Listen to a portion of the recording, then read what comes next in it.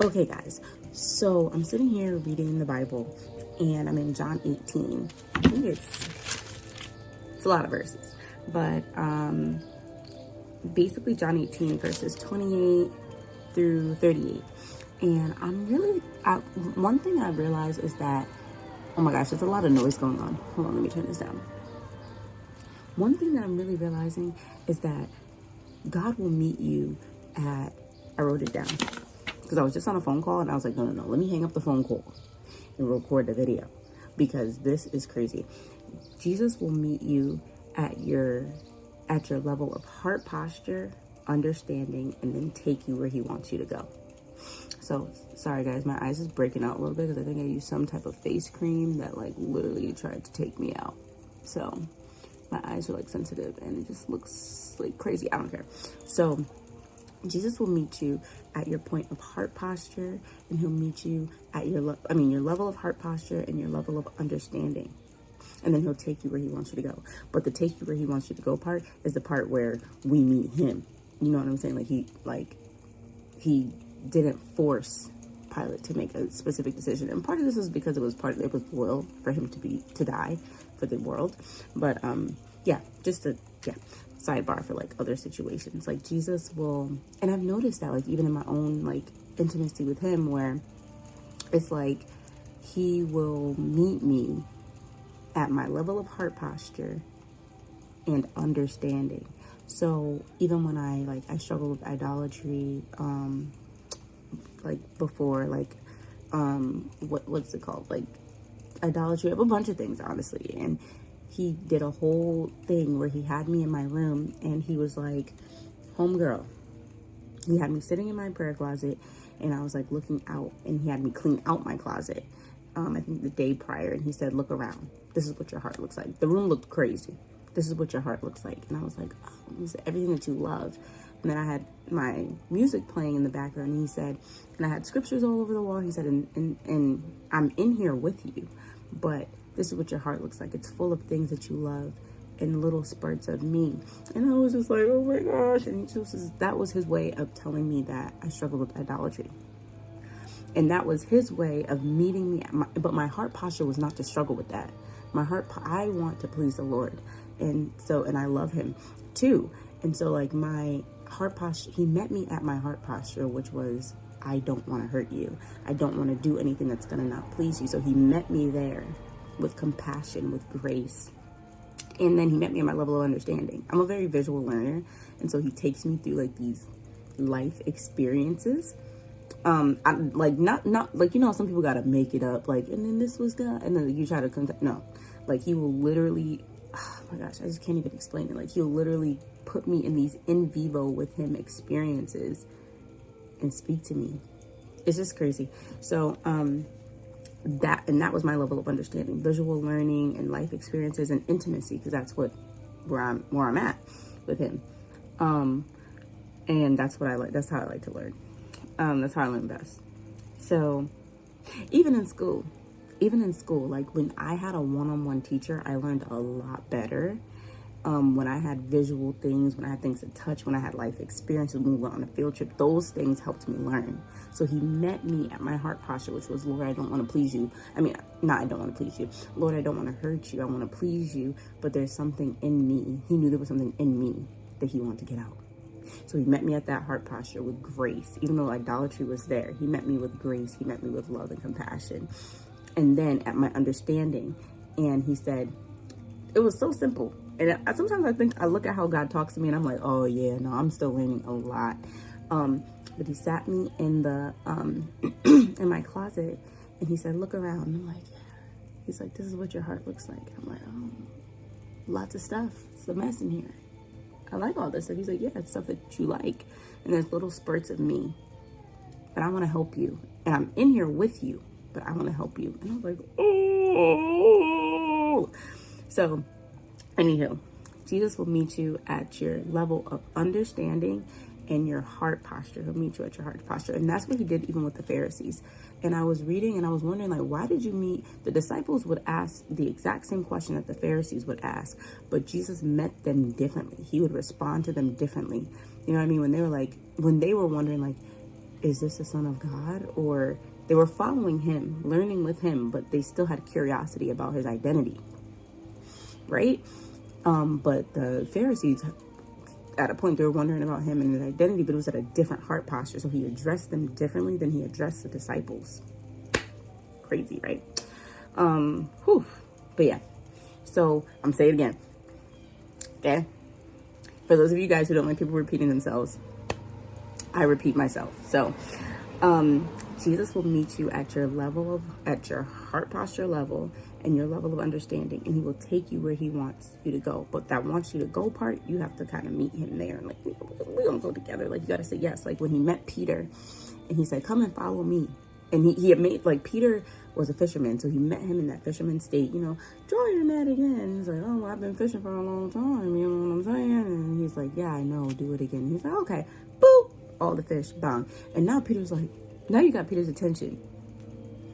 This is how Jesus will work with you. This is how the Ruach HaKodesh will work with you. Oh my gosh, I love him so much. Like, it's just crazy. So, but then when he said, come and follow me and I'll make you fishers of men, he had a choice at that point, right?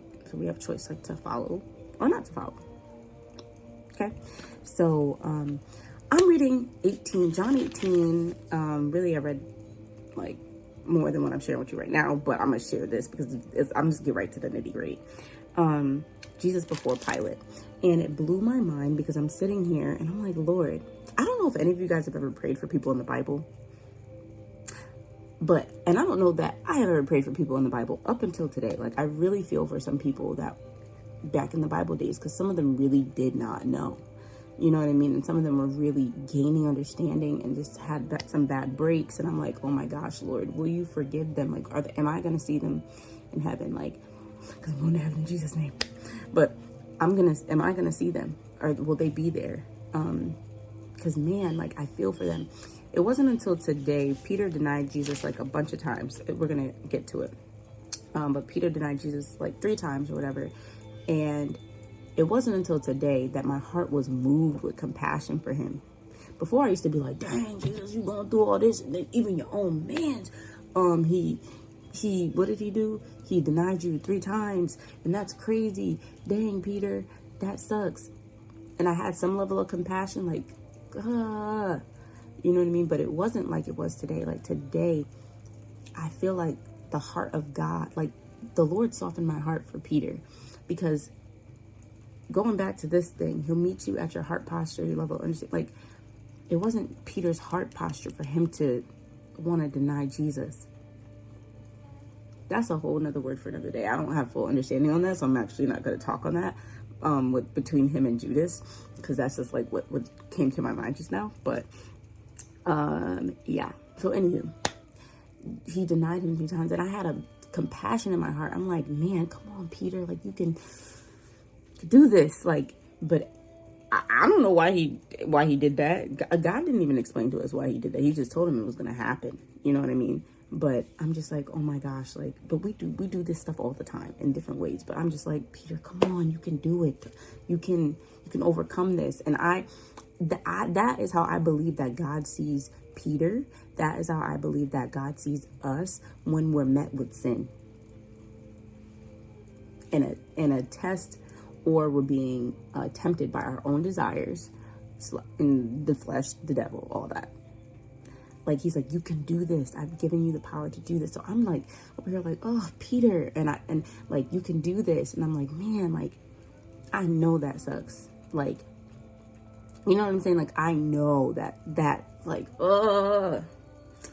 so yeah. And I felt for him that when the rooster crowed, I was like, dang, man, that's how I felt. And that was a new feeling for me. So I want to share that with you guys. And I wondered if you guys ever like felt that way too. But anywho, write your comments below. But yeah, so Pilate. So when I was reading this, I noticed that Pilate was beginning to get understanding. And I wondered, I had so much curiosity towards Pilate. I was like, did you have a heart for God somewhere in there? You know what I mean? Like, what was going on? Or maybe this was the first time or whatever, but I'm just gonna read a little bit. I'm going to like read in conversation. So it's going to sound like I'm skipping verses. So we're going to read John 18:28 through, we just going to keep on reading. But yeah, so, we'll start from verse 29 because verse 28 they brought him to Pilate. So Pilate's asking him, what charge do you have against this man? And the Jews are saying, the Jews are saying, if this man weren't a criminal, then we wouldn't have handed him over to you. And Pilate said, you take him and judge him according to your law. You take him and judge him according to your law. And then they replied to him and said, it's not legal for us to put anyone to death. So they knew that they couldn't put anyone to death within their law. Then Pilate goes back to Jesus in the headquarters and he said, are you the king of the Jews? And Jesus said, are you asking this on your own, or have others told you about me? Now, I believe that if the Jews would have asked him, are you the king of the Jews? You know what I'm saying? Trying to catch him up in something, he would have had a smart remark, which he had before. Like meeting them at their heart posture and their understanding, because they could take it because this is what you're dishing out. You know what I mean? He met you there. But here he's saying, are you asking on your own, or have others told you about me? He meets Pilate at a similar space where I feel like he kind of met the disciples when they had genuine curiosity. And I'm just sitting here like, right. Was Pilate curious? Like, I don't know. So, I think he was. Are you asking this on your own, or have others told you about me? Pilate says, I'm not a Jew, am I? Your own nation and the chief of priests handed you over to me. What have you done? And Jesus says, my kingdom is not of this world. If my kingdom were of this world, my servants would fight so that I wouldn't be handed over to the Jews. But as it is, my kingdom is not from here. So he's basically saying, like, I'm not of this world. My kingdom is not here. Not of this is not my kingdom. My kingdom is somewhere else. And Pilate replies, you're a king then. And then he says, you say that I'm a king. I was born for this, and I have come into the world to testify to the truth. Everyone who is of the truth listens to my voice. I'm reading from the CSV version out of the She Reads Truth Bible. I love their text when I read, like how it looks, the font and all that. So anyway, I'll reread that. You say that I'm a king. I was born for this. I have come into the world to testify. I have come into the world for this, to testify the truth. Everyone who listens to the truth listens to my voice. Pilate said, what's the truth? He asked the right questions. So then after he asked that, he goes out and he's telling the people, I find no grounds for charging him. You have a custom that I release one prisoner to you during Passover. Do you want to release the king of the Jews? And the Jews shouted back, not this man, but Barnabas, some criminal who did X, Y, and Z. Which is a whole revelation in itself. But that I learned from at church. Keep going. And Pilate took Jesus and had him flogged. The soldiers twisted a crown together, put on his head, clothed him in a purple robe. And they kept coming to him saying, Hail, King of the Jews. And they were slapping his face. Oh, Jesus. This was his life. Like, this was his life. This is what he had to. Wow. Mocking or not, there are so many times we call him King Jesus and slap him in his face. But he died for our sin. That wasn't the point. That was just something else. Let's keep going. So Pilate went outside again and said to them, look, I'm bringing him out to let you know that I have found no grounds to charge him. So Jesus came out. He was wearing a purple robe and the crown. And Pilate said to them, here's the man. And then when the chief priests and it says the temple servants saw him, they shouted, "Crucify, crucify." And Pilate responded, "Take him and crucify him yourselves. I find no charge against him." And they told him, "We have a law, and according to the law, he ought to die because he made himself Son of God." This is the part that got me, along with the other stuff.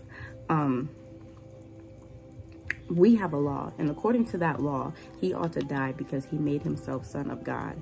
When Pilate heard this statement, he was afraid more than ever. I think that Pilate feared the Lord. I don't think he had enough knowledge. This is just my thoughts.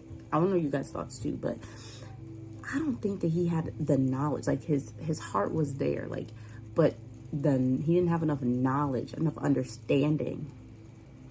But he had some level of understanding. So that's why Jesus even met him at his understanding in verse 36, where it says, "If my kingdom were of this world, my servants would fight." Just like Pilate's servants would fight because he was the king of that thing. Like he could understand that. But there was some level of understanding about God that Pilate had. So as he's saying, according to the law, he ought to die because he made himself Son of God. I don't know, like Pilate, and then for him to then be, it says that when Pilate heard the statement, he was more afraid than ever. I'm wondering in my brain, because I'm gonna speak for myself. If it was me, I would be, I don't know what I would have did in that moment. But I'm just thinking in this moment, like, yo, can you imagine Pilate thinking back to what Jesus had said before, "My kingdom is not of this world," and then it's lining up what these people are saying right here when they say, "We have a law, according to the law, he ought to die because he made himself the Son of God." And he's just thinking like, this man literally just said this kingdom isn't of his kingdom isn't of this world. And they're saying that he claimed to be the Son of God. It's like all piecing together. And it's like,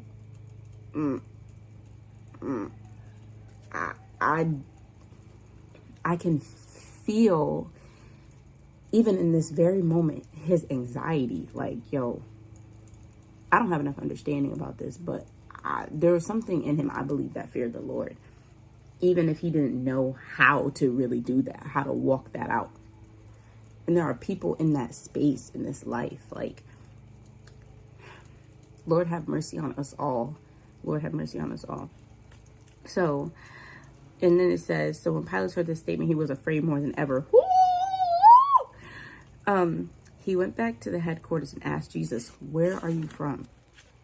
But Jesus did not give him an answer. So Pilate said to him, "Do you refuse to speak to me? Do you know that I have authority to release you and have authority to crucify you?"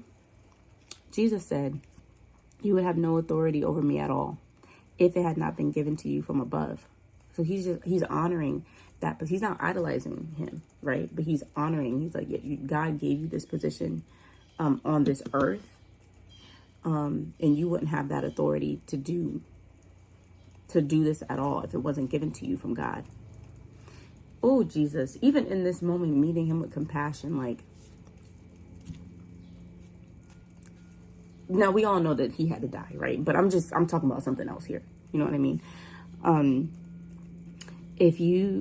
Jesus, you would have no authority over me at all if it hadn't been given to you from above. This is why the one who handed me over to you has greater sin. So that's a whole nother thing. I just realized we all say, like, all the time that, like, no sin is greater than the other. That's a lie. And I'm thinking, like, you know, we all, like, know that scripture where it's like, oh, but the one who blasphemed, that sin cannot be forgiven. We always talk about that. This is talking about a sin that's greater than another. So that's like a whole other study I want to do. If somebody else does it, let me know. Post a video so I could come and watch it. If you have leadership, run it through them. Like see what they think. I'm like very curious about this thing that we've been walking around saying like there's no sin greater than the other. But I'm like, they're like, this is right here saying that they have greater sin. So anywho, you have no authority over me at all. This is verse 11, chapter 19 at this point. Sorry, guys. Yeah, you have no authority over me at all. If it hadn't been given, you would have no authority over me at all if it hadn't been given to you from above. This is why the one who handed me over to you has greater sin.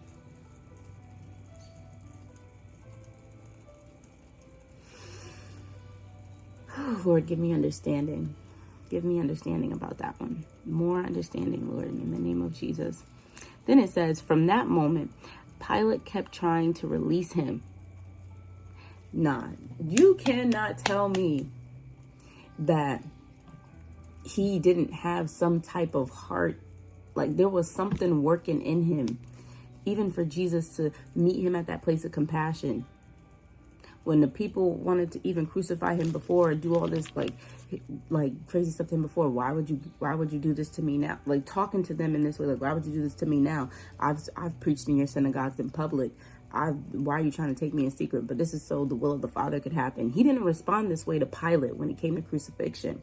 He said, you would have no authority over me at all if it hadn't been given to you from above. This is why the one who handed me over to you has greater sin. Just letting him know, like, the sin is there, but the one who handed me over to you has greater sin. I was just looking at him like, I could just imagine Jesus just looking at him like, yeah. And I'm just like, I think I wrote in my notes on the thing, it was like, you came to comfort him. What did I say? Yeah. Also, he already answered him before. He told him that his kingdom is not of this world. But I just was shocked in there. Like he comforted him in this moment where he was about to die. This is the life that we're called to live.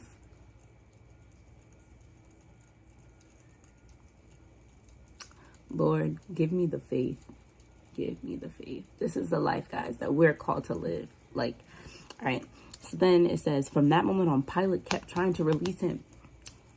He kept trying to release him. But the Jews shouted, if you release this man, you are not a friend of Caesar. If you release this man, you are not a friend of Caesar. Anyone who makes himself a king opposes Caesar. So they tried to comfort this man's character like they did for Jesus. And Pilate, he was like, yeah, no, that one, let me just... These people really knew the law, like, for real.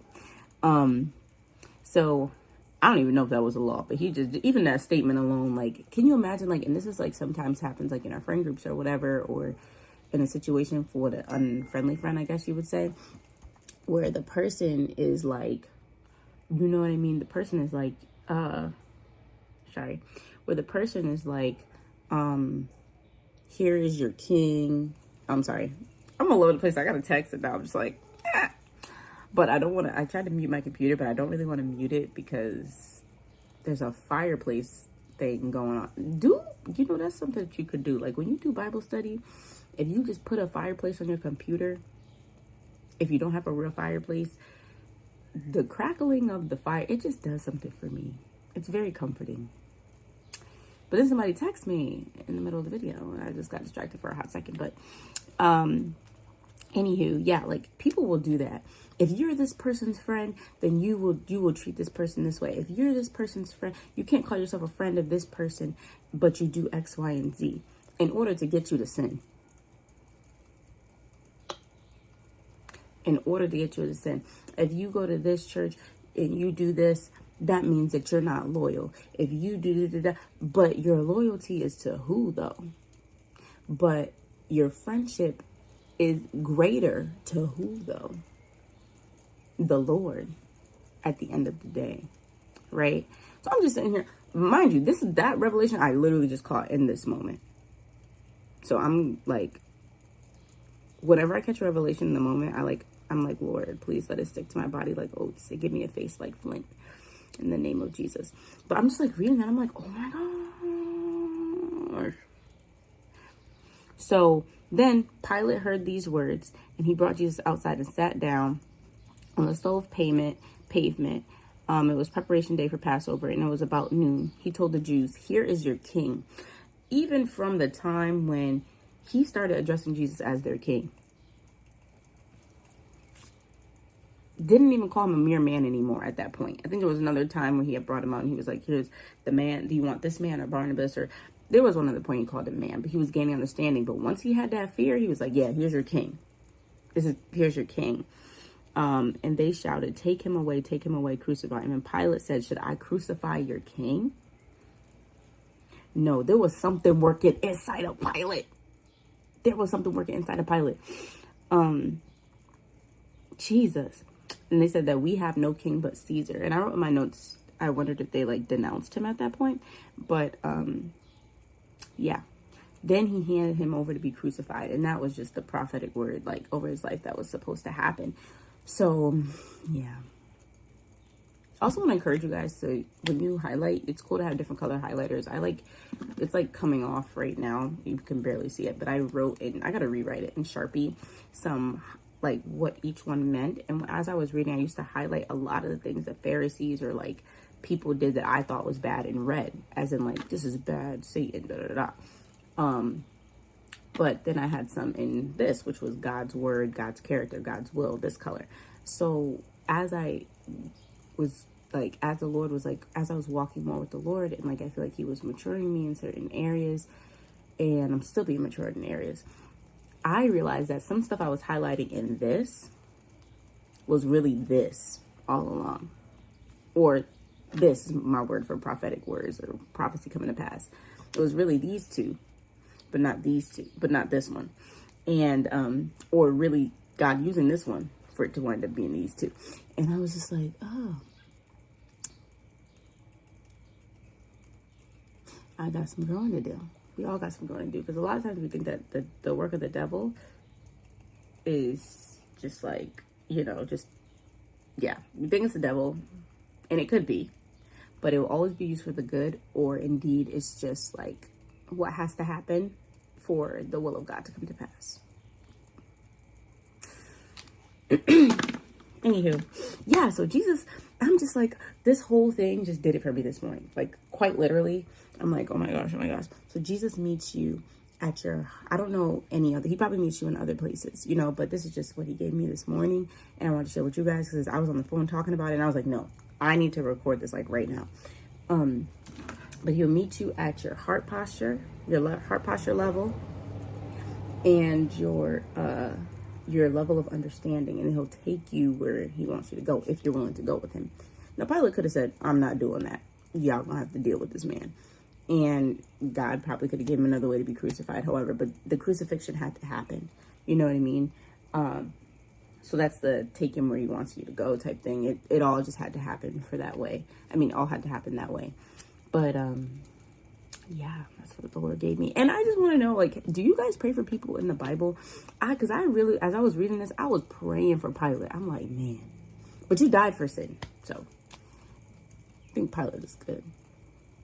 But I've been praying, like, I'm like, no, I want to pray for Pilate because I'm like, Lord, some people didn't know and they didn't really have what we had, what we have now. Like, they didn't even have that now. Even people way back when, like, before Jesus even came, Lord, are you going to forgive them too? I'm just like wondering.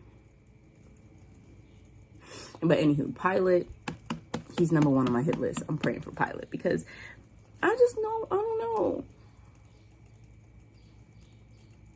I don't know what he did the rest of his life. I don't know what historians and theologians, I don't know about nothing that Pilate did or his background. I don't know anything about that.